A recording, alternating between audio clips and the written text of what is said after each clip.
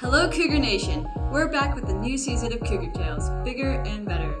As you may know, we took a pause from Cougar Tales and we dedicated it to becoming the best we can in order to bring you the highest quality of school news possible. We will now be producing 2 episodes a quarter, so hit the subscribe button so you don't miss an episode. I am your host Jasmine Rainey and this is Cougar Tales.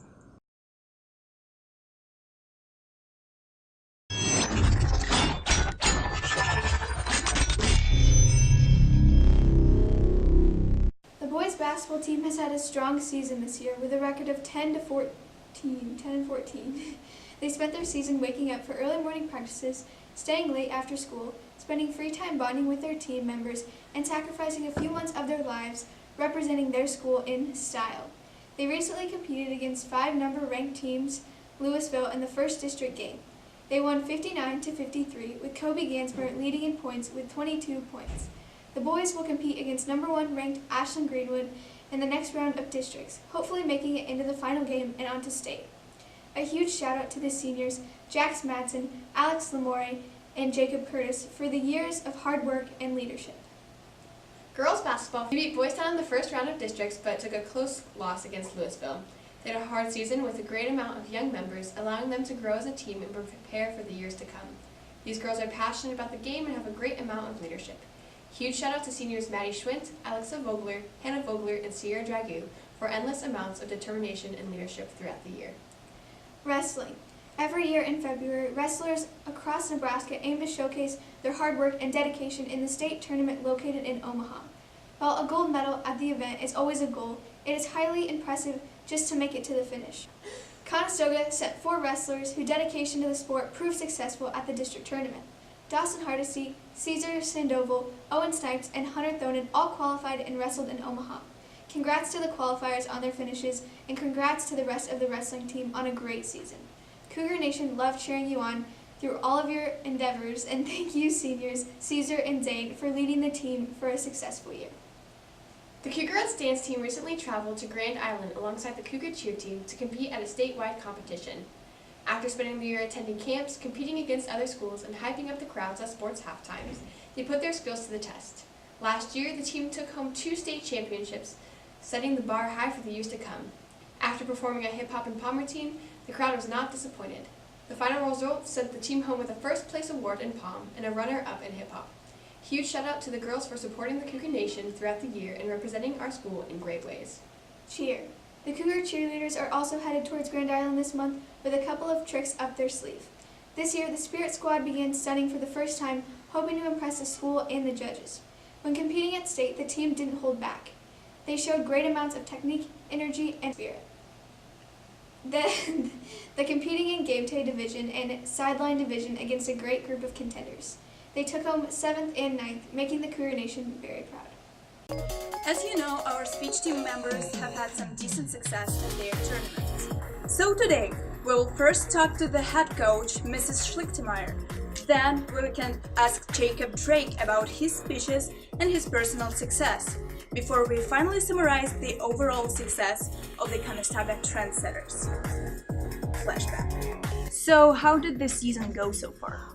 This has been kind of a rebuilding year for us. It's been a struggle with as many snow days as we've had. We've had meets canceled, we've had practices canceled, but everyone has been working really hard and making up for those missed opportunities, and I think we're really starting to find our stride right now. So what do you like the most about the team?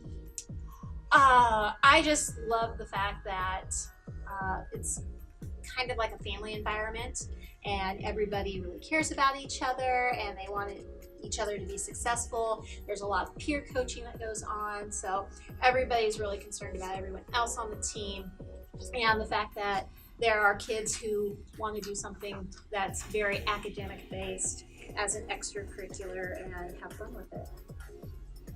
What results do you expect from the conference? Conference, I think, will go really well for us.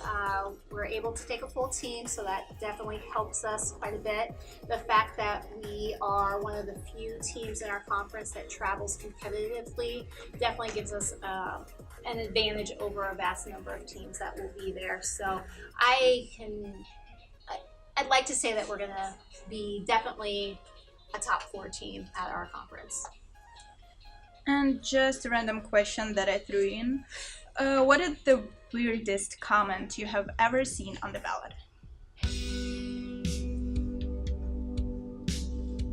There's been a lot of them. Weirdest comments. We had a judge one year assume the nationality of a student and made a comment on their ballot saying that they were a privileged white girl, and they were not a privileged white girl. And so that was kind of awkward. So that's probably been the most bizarre comment that I've ever seen come back on the ballot. All right, thank you. Now that we've talked to the head coach of the speech team, we can ask Jacob Drake, a senior member of Conestoga Trendsetters, about his personal success and his speeches.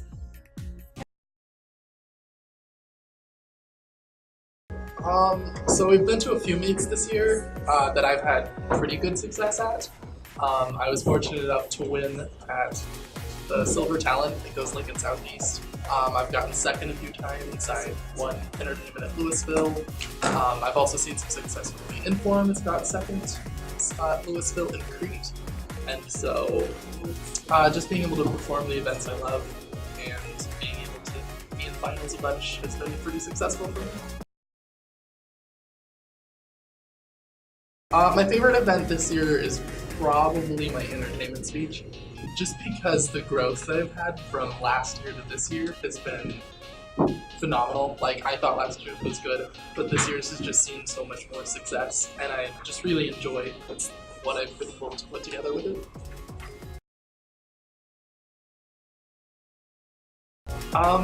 So I first wrote my Inform about a different topic. I wrote it about driverless cars. And then I sent that to Jessica so she could go over it and tell me what she thought. And she said it was super boring, super dumb. And so I decided, okay, we'll just write a new speech. And so I was like, well, if this is boring, we're gonna come up with something fun. So it was 3 a.m. and the speech I decided to write was about cremation.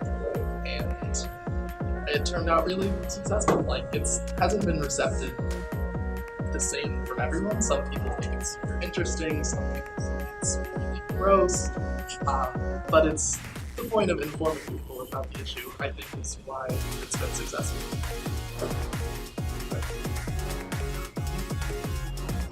Oh, and I've been fortunate enough to get 2 bids to the National Individual Events Tournaments of Champions, so I'll be able to compete with that speech at Nationals. Personally, I'd actually rather be buried, even though my speech is about one nation. But I'd rather be buried and not involved. A lot of people think that you have to be involved if you get buried. But the research I've done on the issues kind of shown that it's not required, and I think that's what I would choose after giving a speech that's kind of gross about cremation.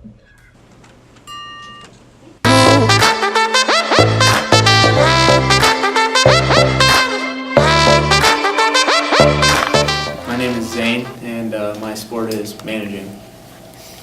My name is Caesar, and I wrestle. I'm Maddie, and I'm on dance team. I'm Cindy, and I'm a cheerleader. What is your most unusual talent? I can pick up a lot of girls. I don't think I have one. I can't think of anything off the top of my head. I can bend my back in half. Yeah, I don't really have one. What is the most awkward thing that's ever happened to you? One time, I asked a girl for her number, and she said no. One time I was walking, and I was trying to, just play it cool, and I tripped in front of a group of girls. What's something that people think makes them look cool but actually makes them look ridiculous? Sagging their pants. I would have to agree. That was exactly what I was going to say. It looks ridiculous. Doodling and paping. Yeah. Okay, so what would you say each other's spirit animal is? Zane, he's got to be like a freaking, what do you call it? Like a badger. Because he is maybe like a, I don't know, like a cheetah or something.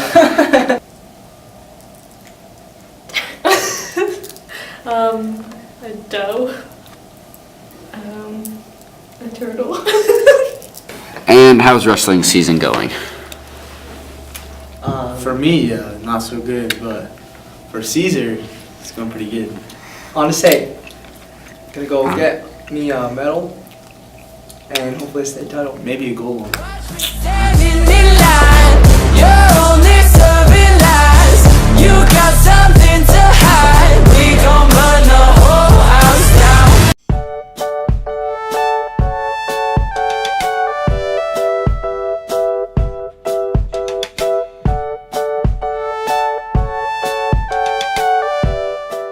Every year, students from all around Cass County head to Weeping Water to participate in the Cass County Spelling Bee.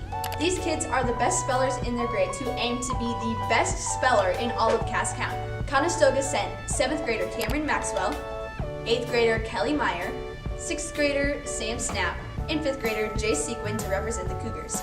This is a great opportunity to showcase some talent and have some fun while learning. Congrats to all of those who participated, and thank you for representing Conestoga so proudly. Contrary to what many people might think, teachers receive more Valentine's Day cards than anyone else, including wives and girlfriends. I mean, if you were in charge of that many little kids who love candy, you would probably receive a lot of Valentines too. Every year, more than 9 million people buy Valentine's gifts for their pets, especially old, single, crazy cat ladies who are more concerned with their feline friends than they are with finding a husband. Men on average spend almost double the amount that women spend for Valentine's Day. I'm honestly not surprised by this because I know for a fact that we are just better at finding deals. Over 35 million boxes of chocolate are sold each year on Valentine's Day. After hearing this one, I'm kind of mad that I'm not the one who gets to eat all of those. 22,000 people on average are proposed to each year on February 14th. That's a lot of diamonds for just one day. When school gets canceled and you're snowed in, there's only so many things to do that might come to mind. Most teenage boys might suggest Fortnite. However, there are many more activities that are available. One thing that you can do, and is productive, is reorganize your room, even if your room is already cleaned up. You can always have the option to rearrange it. Maybe move around some furniture, and it's a great way to spice up the place. We all know that over time, things might become unwanted. A good way to get rid of these items is by putting them up for sale online. Some good websites that you can do this on is eBay, Amazon, Etsy, or you can post them up on the marketplace option on Facebook app. Once your room is already cleaned up and reorganized, you could do some baking or cooking. Like you can make some cookies, make some brownies, and then you can clean up and reorganize the kitchen after making all those dirty dishes. If you're a sportsy person, there are little at-home gym-less things to do. You could do a little workout right in your living room, especially if you have some home weights. If you have a home gym, then all power to you. If all else fails, you can always watch TV, Netflix, or Hulu, or basically any service of electronic entertainment that is available to you. Or you can go on Twitter, Instagram, or any other social media. Thank you for watching the beginning to a new season. I'm your host, Jasmine Rainey, and this is Cougar Tales.